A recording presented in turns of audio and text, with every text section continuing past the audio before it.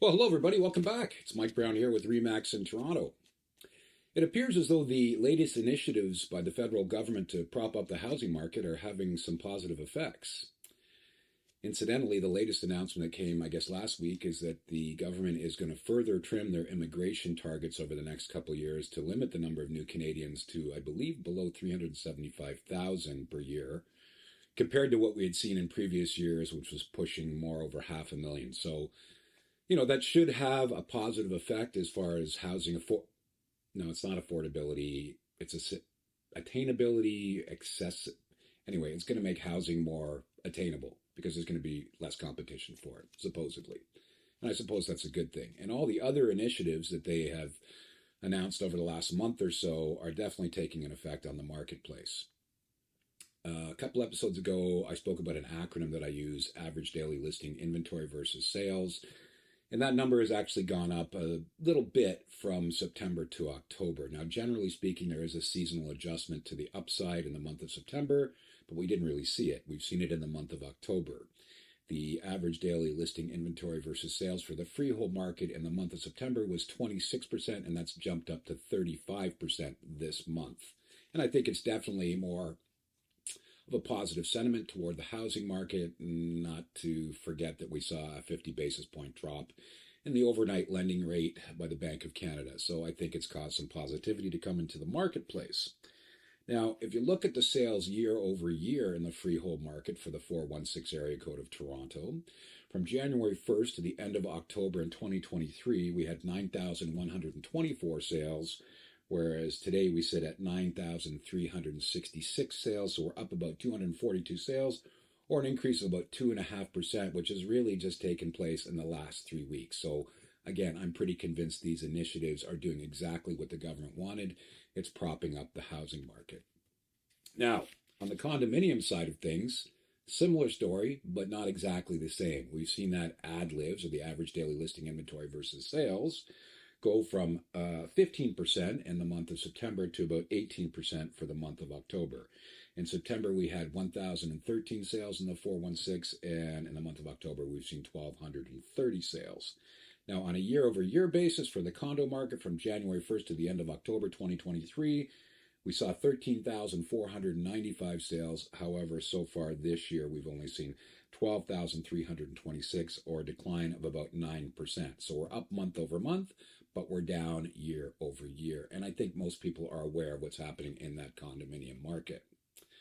So at the end of the day, what's going to happen in the coming 2 months? Well, I think it's kind of obvious we're going to see that listing inventory continue to decline as we get closer to the holiday season and the cold winter months.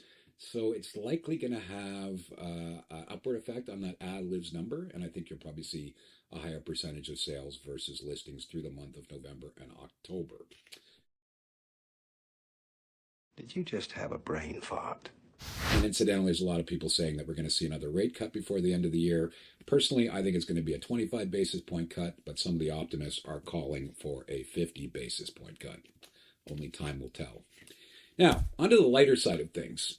I look at a lot of listings on a daily basis for my clients, and every now and again I come across, listings and photographs that I think are probably not representative of how to professionally promote your property on the MLS system. So let's have a look at a couple of those just for the lighter side of things. The first one, incidentally, I'm going to be calling this Destination S.E.T. And S.E.T is S-E-T. It's an acronym for suspended, expired, or terminated. So the first one we're going to look at here is called dark matter. And I think it's pretty obvious to see what I'm talking about. The money shot or the feature shot for any house or condo should be something that draws the buyer in. Maybe this is for the purpose of Halloween. I doubt it. But incidentally, this property has been sitting on the market, as you can see, the DOM, over 400 days. Not really much of a surprise. The next one we have here is Man in the Mirror.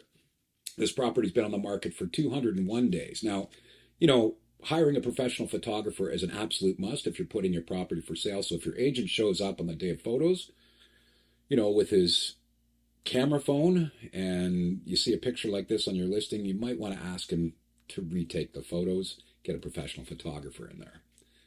Now, the final one, I think not so much the days on market, because it only came to the market when I took this photo that very morning. And incidentally, it was the long weekend. Not the greatest time to bring your listing out.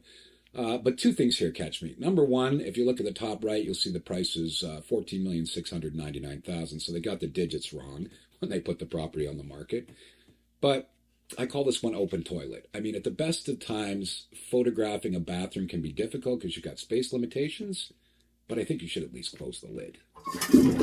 Anyhow, that's Destination S.E.T. In the future, when I see some photos that I think are intriguing or funny, I'm going to show them and highlight them to you. And once again, we are now again at that point. Let's get a look at that inventory story.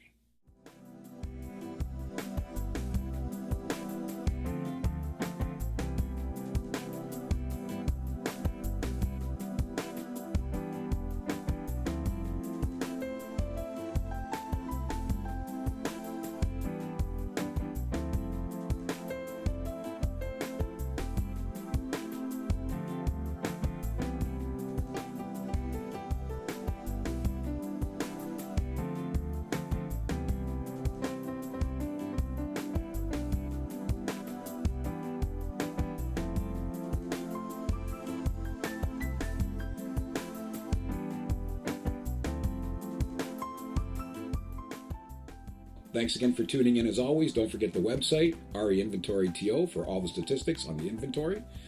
And until the next episode, this is Mike Brown with RE/MAX, uncovering the real estate of real estate here in the GTA and Southwestern Ontario.